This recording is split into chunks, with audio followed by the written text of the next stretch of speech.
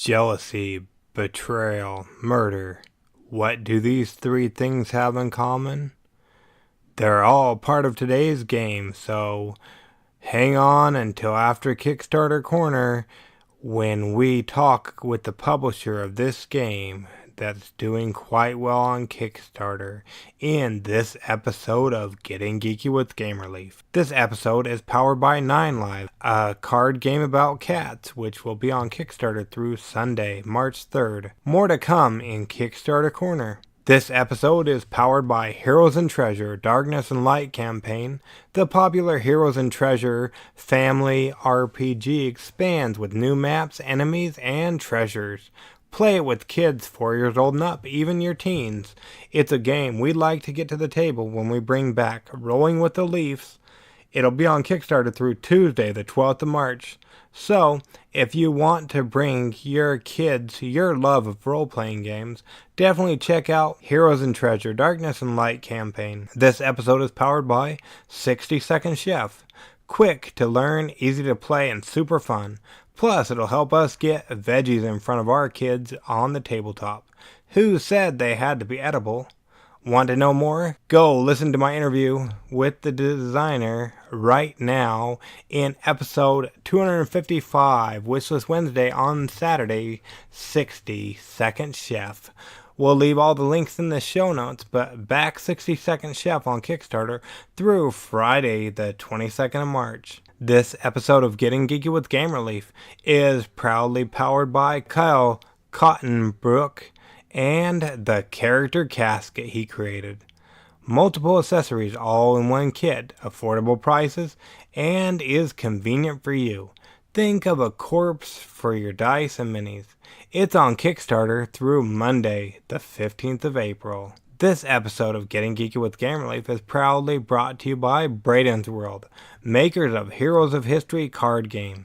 Sam, the game's creator, was on with us a few episodes back in episode 235, Wishlist Wednesday on Saturday, Heroes of History Take 2, to talk all about his game. And after we got our copy, which just barely arrived in the mail today actually, we're so excited to get this game to the table. It's the only game on the market where you can have Norse heroes fight American generals in a Minotaur's lair, which I can't wait to try out.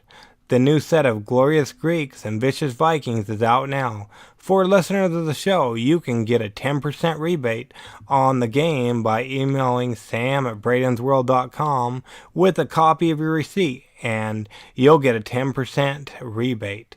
And for the first 10 listeners to leave an Amazon or eBay review, he'll send you an extra 5% rebate, so total 15%.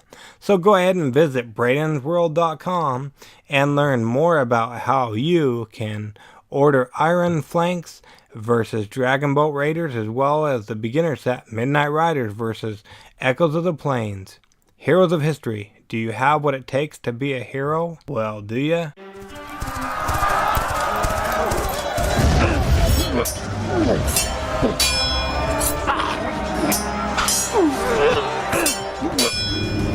Getting Geeky with Gamer Leaf, the podcast in which one man strives to level up his geekhood and helping you do the same, one battle at a time. Now, let's get geeky with Gamer Leaf.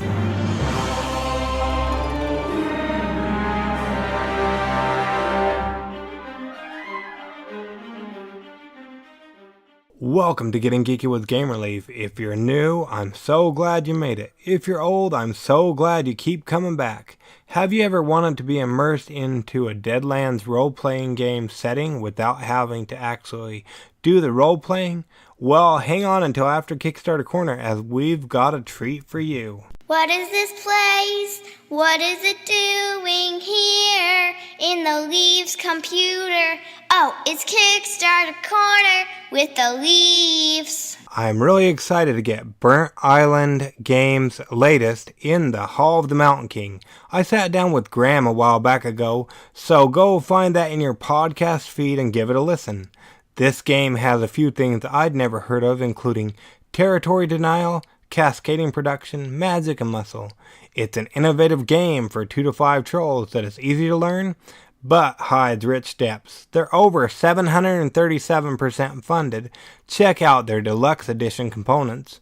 If you want this awesome game that Lady Leaf told me was a must-have, you're going to want to not dilly-dally, as there's less than 20 hours to go on their campaign.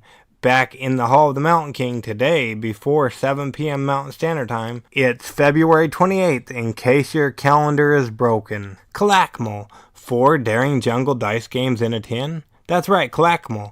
Who will be the next Maya ruler?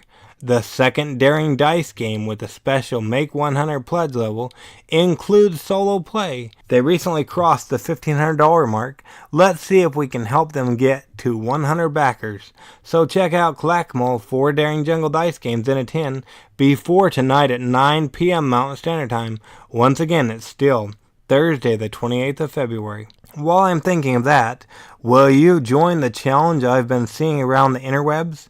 It's called No Buying Board Games for the next 3 days. I'm totally in. It's easy. All you've got to do is not buy any games over the next 3 days, February 29th, 30th, and 31st. I bet you're too geeky for this challenge, but prove me wrong. We teased about this one at the first of the episode and noticed you haven't been over to check out their campaign yet. So go check out 9 Lives, a card game about cats. It's a card game for cat lovers, cat haters, and even cat neutral people. Even dog people will love it as well. Even backed by Gamerleaf, if you can believe that.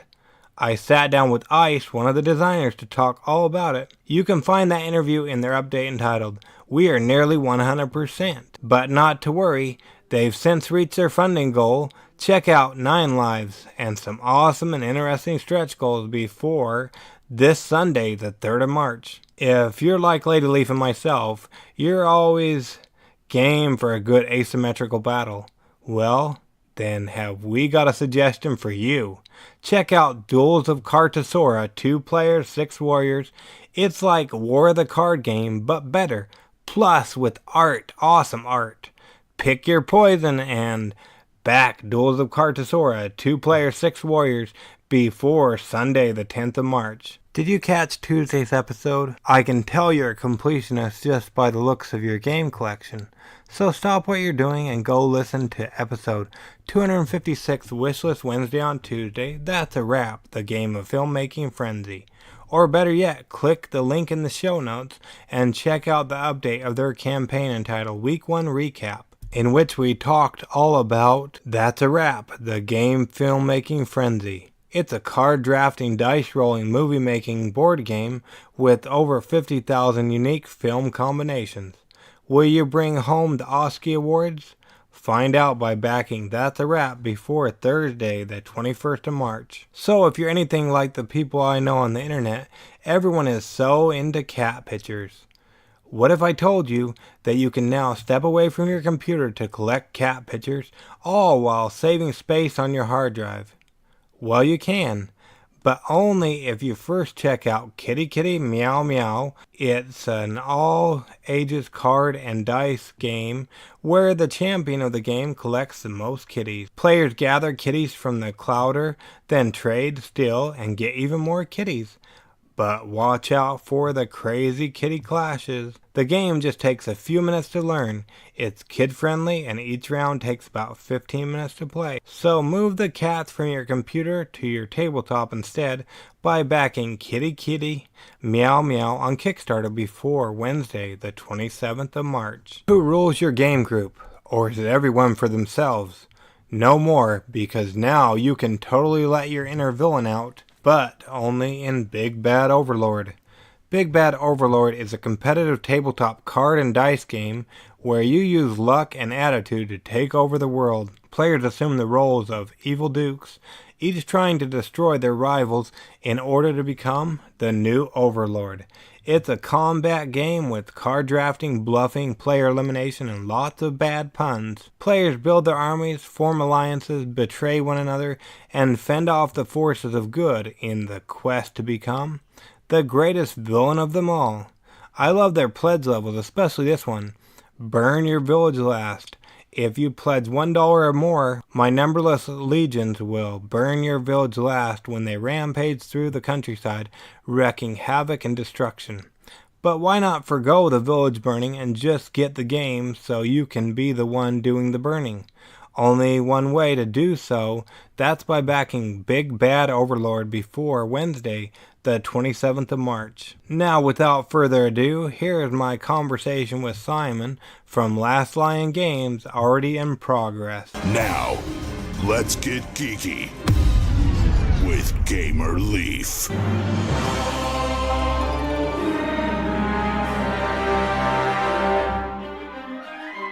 Jealousy, betrayal, murder. It's 1935 and death's a way of life on the mean streets of New Orleans. But you're a gumshoe on a case and you have a job to do. But when you go poking around in dark corners, sometimes you turn up something much worse than an ugly mug with a heater. Still, your worst enemies just might be the Big Easy's other gumshoes. There's no honor among thieves or desperate Seamuses. Did that sound familiar to you guys? It didn't to me neither, but this is the story of The Big Easy, a Deadlands Noir Card Game. And today we're lucky enough to have on Simon from Last Lion Games, the publisher of this new game that's currently on Kickstarter. Is that correct, Simon? Is that how you fall in line with The Big Easy, a Deadlands Noir Card Game? Absolutely, yeah. Last Lion Games is publishing the game, and it was originally designed by John Goff, who wrote the Deadlands Noir RPG setting. Awesome. Thank you so much for joining us on Getting Geeky with Gamerleaf. We really appreciate it, Simon. It's a pleasure. Thank you for having me. No problem at all. Now, before we get into everything about this game and whatnot, let's rewind a little bit. How did you get into playing tabletop board games, Simon? I've been playing games for most of my life, really. I used to play with my brother growing up, old sort of board games, Monopoly or Clue. And then we kind of delved into some role-playing games when we got into our early teens. So we were playing RuneQuest and Traveller. And then I kind of fell out of playing games until the Magic craze hit. And I got back into card games. But then I became, joined sort of as a professional. I started making a collectible card game back in the UK. And I designed a Judge Dredd card game. Oh, okay. Awesome. So you were actually going head-to-head against Magic, maybe? Or how did Dreadlands do? So Judge Dredd came out right around the time that Pokemon was kind of like a big thing. It was toward the end of the big CCG craze, really. It didn't do too well, unfortunately. That company didn't survive, but it led me into the world of professional game design. Oh, okay, cool, awesome. Now, what are you playing these days? Are you still into Magic the card game, or what kind of games are you playing today? Oh, I left CCGs behind a little while ago. I still do play Magic, but right now I'm kind of playing a lot of board games. So one of the most recent ones we picked up was Chronicles of Crime. I've been playing that with my family and getting a kick out of solving crimes that way. I've got a bit of a crime fetish, so that's something. Awesome. Is that the new one from Lucky Duck Games? Yeah, that's the one that you play on the app, and you investigate the crimes by looking around in the VR through your phone. It's very, very cool. Yeah, I love that. We played that at our game group just the other night, and wow. Yeah, it's an experience. It really is. Yeah, I told our game group we need to play again. We've only played the first adventure, but it sounds like there's a whole bunch of play, and that there might be. I don't know how they're going to do it, but where people can go in and make their own adventures and whatnot, their own crimes, just with how the cards are numbered and everything. Yeah, they made their own scenario editor. I haven't had a chance to dabble with that yet. I've been rather busy, but I backed it and we got all of the expansions, so we've still got the Redview one to do, and of course they made their own Noir version too, so we've got that to look out for. I think they just released the Noir stuff, so I've got to try that out. Oh, there you go. Awesome. So that's pretty cool. Now, the editor, is that already up and to go? Like when you're not so busy running the Kickstarter and everything that you're doing, will you be able to go in and create your own, or how does that work? Yeah. I mean, I haven't tried it out yet, but you can go in and create your own stories. I mean, you use their cards, but you can create your own stories using all of the resources they provide. I'm looking forward to giving it a go. Awesome. And then can you share that with others, or that's just for your own personal use, or how does that work? I don't know. I haven't tried it, but I believe you can share it. I think they're available. That's pretty cool. Yeah, I really like that whole concept. Speaking of what you've been busy with, what can you tell us about The Big Easy, a Deadlands Noir Card Game, Simon? So the game is a standalone card game for 2 to 4 players. Everything you need is in the box. It's not a collectible type game. And the game centers around a series of mysteries in the Big Easy in New Orleans, set in 1930s Depression era, but in Deadlands world. So if you're not familiar with Deadlands, it started as a Weird West setting, so the western side, but with monsters and magic and all kinds of other stuff. And so all of that is carried through now to the 1930s. There's weird scientists, pattern scientists who make bizarre gizmos and rocket packs, and so there's a whole bunch of other stuff. It's not just a straight noir story. But every time as you're searching around the city looking for clues, you come across monsters. You have to fight them, and then eventually, if you can complete your investigation, you collect clues, solve a crime, win the game. Awesome. So people maybe played it sounded like there's a setting in the RPG world for this, but if we were to sit down to play the card game, what's my turn going to look like, Simon? So each game revolves around a case, a particular mystery, and there are several in the game. Each one is slightly different, adds new rules or additional cards. But on an individual turn, you start off by drawing back up to your maximum hand size, and then going into the legwork phase. And the legwork phase gives you an opportunity to play cards to kind of prepare for the turn and prepare for your investigation. So you get a chance to play legwork cards, which are kind of like investigative techniques and things, locations, which are the places that you need to go to investigate your crime, and equip cards, which are, like I was telling you, the kind of the crazy rocket packs or disintegrators or just even a straightforward 45 at your hip. But the kind of the tools you need to get through your investigation and fight off any monsters.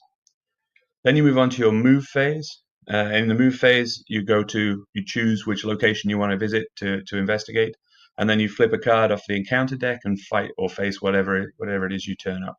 And it could be just like some street gang or some ordinary toughs, right through to kind of demons or monsters or the Tonton Makut, kind of a voodoo creature that's one of the toughest creatures in the game. So these are the kind of the iconic Deadlands critters that you're going to face. If you can successfully defeat the monster, then you move on to your investigate phase, where you attempt to resolve the investigation at that scene. And if you're successful, you get to draw one of the cards off the clue decks, and then you put that into your case file, store it away, and that's one of the clues you need then to win the game. Most scenarios, most of the cases resolve when you've collected 3 different clues. You need usually one suspect, one motive, one piece of evidence to win the game. And then at the end of the turn, you discard down to your maximum hand size, and then the next player takes their turn. Okay, awesome. So with this, is it like I just play the different crimes, I solve the different crimes, and then it's done? Or is there going to be more coming out, or how does that look? So each crime, you can play it multiple times. The basic case revolves around the murder of Dixie Holiday, a torch singer who's been found murdered in a back alley. But there are multiple of each clue, of each type of clue. So there are multiple suspects, multiple motives, multiple pieces of evidence. So when you play through, you can play the same crime over and again. There isn't a single solution. It depends on the combinations of clues that you collect. And at the end of the story, we kind of encourage the detective who's solved it to tell a little story of how the case broke down, and using the clue cards that they've got to just explain kind of what happened in a noir kind of way. So there's an element of narrative there that kind of builds up depending on what clues you pick, that makes the game different each time, even if you're playing a case you've played before. Okay, so that's good. That looks like there's more replayability than I first maybe thought. So that's awesome. Right. And we're unlocking additional cases. We've added a couple through the Kickstarter already. The next stretch goal is in fact another case. So each one adds a few cards or a different wrinkle to the rules. So it's not exactly the same game depending on which case you play. The one that we're working towards at the moment is called Femme Fatale, and it revolves around a series of deaths of married men in bars who probably shouldn't have been there. So the change to the game in that one is that the suspect has to be female, and so you as you search around for suspects, that case adds a few extra suspects to the game that wouldn't normally be in a regular game. Okay, awesome. And according to the Pinnacle Entertainment Group website I'm looking at, it looks like people can play the actual role-playing game adventure for free via their website, it looks like. Oh yeah, that was a little thing that they put up. So John Goff, who wrote the original role-playing game for this and also this card game, He used the cards in the game to generate a little story and then wrote that up for the role-playing game.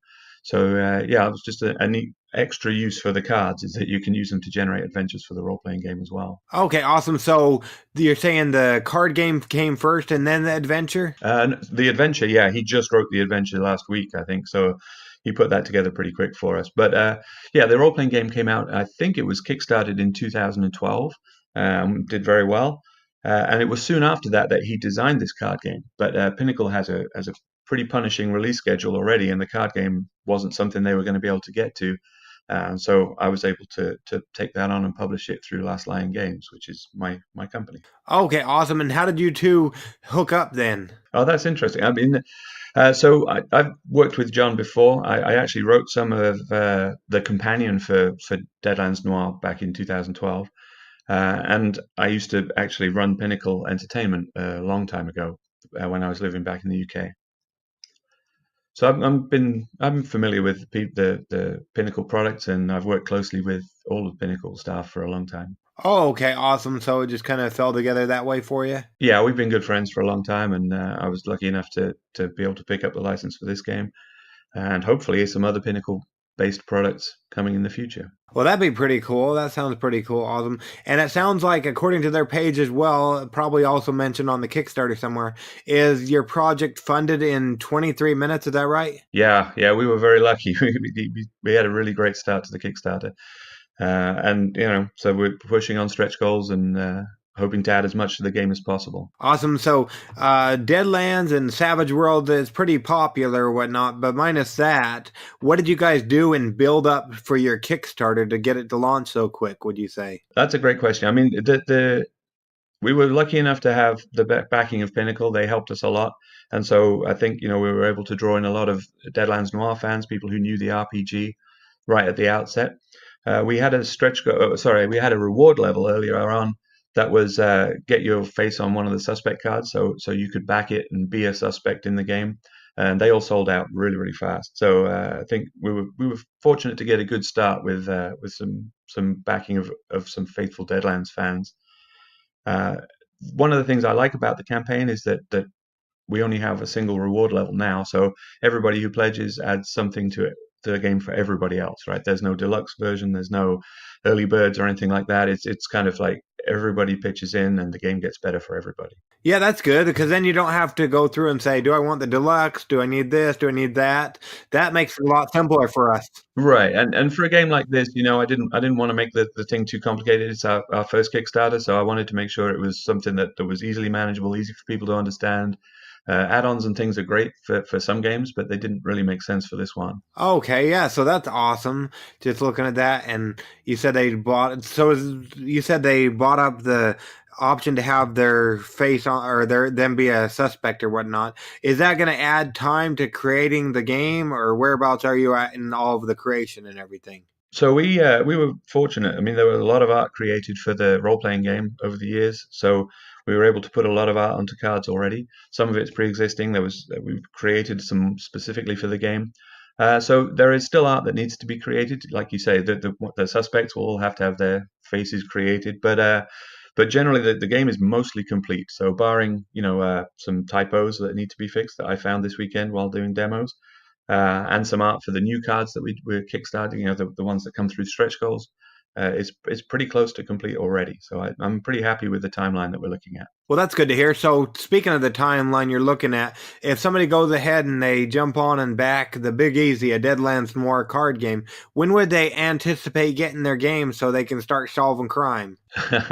Yeah, so we're hoping to get everything shipped by August. I think actually we can do it faster, but August is the date we set ourselves. So August this year, you should have games. Okay, awesome. Now, in transitioning from a role-playing game that already existed to a card game, I imagine there was quite a bit of play testing. During the play testing, was there ever anything you guys had to scrap because it just wouldn't work for the card game? So, I mean, there's a role-playing game obviously gives you a tremendous amount of freedom. And for the card game, we kind of, you have to narrow it down and tighten up the sort of parameters of what you can do. And so in terms of scrapping stuff, I don't think so. John designed this in a particular way. He actually used to be a private detective, so he was focusing very much on on solving a particular case and coming up with a particular number of clues. So it was designed pretty tightly. And he, before he even really started designing the game, he cut out a lot of the freedom that you would get in a Deadlands role playing game, just to focus on that tight crime solving experience. But of course, the playtesting has been going on for quite a few years actually, and so things have changed along the way. Actually, the cases were something that we added most recently. Originally, there was just a single case that was what you played during the game, and so we added the cases because we felt that gave it best replayability and chances for variety of game experience. Oh, okay, awesome. And you said right now we're going for stretch goals. It looks like right now, the next one is a new case, the $15,000 one. Is that going to be the last stretch goal? Because this only goes for, 9 more days at the time of recording? Yeah, we got 9 more days, and we'll see what we can do. We've got a few other things we'd really like to add to the game. There's a Deadlands surprise that we'd like to put in, so we're going to keep pushing. We've got some advertising coming up soon on Board Game Geek, so I'm hoping that'll drive some people to the page as well. Okay, awesome. And I imagine you're able to see how many people are following along as well. That's a new feature that Kickstarter added a while back ago. It is. I don't know how much I like it because we can see that there's a lot of followers, and the percentage that have currently backed is a little low. So I'm hoping that those people are going to come back. They get their 48-hour notice, so I'm hoping that that's going to bring a lot of people back to the page as well. Yeah, I hear you with it being a little frustrating because, then it shows your percentage of people who are following as kind of low, especially until that 48 hours. Exactly. Of course, you've got your Kickstarter running too, right? Yes, sir. Yeah, so you can see how that's going too. Yeah, so it shows up a little low because they don't come on over or whatnot. So yeah, but just looking over the whole page and whatnot, the art and the gameplay, it looks like an awesome game. What makes the Big Easy, a Deadlands Noir Card Game, pop as one my audience should go check out? And then if they like what they see, go ahead and back it, Simon. Well, I mean, the art is really, really good. We've had a lot of it is done by Cheyenne Wright, who's won some Hugo Awards for his art. So he's a great artist. We've used him. I've used him before. I've worked with him before, and he's done a lot of work for all the Deadlands products, in fact. So the art's fantastic. The story's great. And as I said before, like the game plays through in a really interesting narrative way. The way that John created it so it uses a lot of icon matching to gain bonuses. And the icons and the card names have been cleverly thought out that it generates a lot of story moments throughout the game. I was playing demos all weekend at Genghis Khan in Denver, and we had some great story moments there, right? Where guy moves into a bar, his detective moves into a bar. He's trying to investigate, and so he pulls a switchblade to try and threaten the guys in the bar. And then his opponent played a card that was like, nope, the police come, they take him away, and he fails his investigation. So these little stories come out just by card play, right? There's some great narrative moments. Oh, okay, so it adds a lot of narrative, just like kind of a role-playing game does, but you're based on the cards? Right, and you don't have to do that. You can just play the cards as they are and just rack up the bonuses, score the points, and collect the clues. But if for players who like it, there's a lot of narrative that emerges just through those card combinations. Well, that's good to hear. Yeah, we like a narrative here in our household, so that's awesome. Now, we're talking of going to the cons and demoing it at cons and whatnot. How do you feel that's helped you in the Kickstarter, would you say? Well, we definitely picked up some pledges this weekend. I mean, it was a great convention. It was a Savage Worlds convention, so there were a lot of people there who already knew the story and already knew Deadlands. So that helps. And I was sitting next to the Doomtown guys, actually, from Pinebox Entertainment, and they were demoing Doomtown. So there were some Deadlands players who came across to have a look at that too. It was the first con that I've been to demo the game, so it was really fun. Okay, awesome. So that's pretty cool. Now, so we don't keep you all day. If somebody goes ahead and they want to reach out to you or they want to follow along, minus coming there to your hometown to stalk you, how can people go about keeping up with you and what you have going on over at Last Lion Games, Simon? Yeah, so they can follow us on Twitter at Last Lion Games or on Facebook at Last Lion Games as well. Either of those places is a great place to find us. And we have at our website, you can sign up for our newsletter. That's www.lastliongames.com. As well as don't forget to go ahead and back the Kickstarter. That's a great way to follow along as well. That would be great. Yeah, for sure. Now, speaking of keeping up with you and Last Lion Games, I know right now we're focused on getting the Big Easy, a Deadlands Noir card game, fully funded on the Kickstarter and still stretch goals and delivered and everything. But do you have anything in your back pocket that you might be working on for the future? Oh yeah, we've got a couple of extra games we're working on. The next one I'm hoping will be a board game. So that's a lot of work. So we got a couple of those. I have a really interesting worker placement game that we've been working on, and also a slightly bigger game, which is a superhero board game. It's called Doomguard. I'm not going to say too much about it, but it's coming soon too. Awesome. So yeah, keep your eyes on Last Lion Games, and especially if you're listening right now, go ahead and make sure you hurry on over and check out the Big Easy, a Deadlands Noir card game on Kickstarter for a little bit longer. We'll make sure we leave all the links in the show notes so you can go ahead and click on over. But yeah, like I said, we don't want to keep you all day, Simon, but we really appreciate you coming on Getting Geeky with Gamerleaf with us to talk all about the Big Easy, a Deadlands Noir card game. We really appreciate it, Simon. Thanks very much. Really appreciate your support too. I look forward to coming on again in the future. Yeah, for sure. We'll have to have you back on. We really appreciate it. Thank you. I really loved sitting down with Simon to talk all about the Big Easy, a Deadlands Noir card game. You did too? Cool. Well, go show these publishers and designers some love by clicking on over via the links in our show notes. Are you a publisher and or a game designer? Well, have we got an opportunity for you?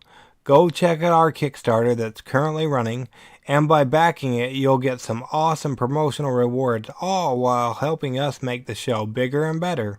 Are you a fan of the show? There's content-based rewards for you too. Go ahead and go back the show before next time. Don't forget to come back next time when we tell you how you can be a big bad overlord.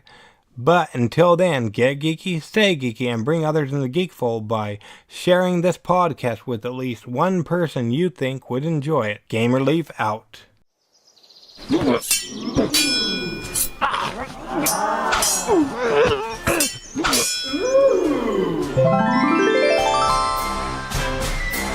Gamerleaf levels up. Tune in next week to see if Gamerleaf's luck holds up.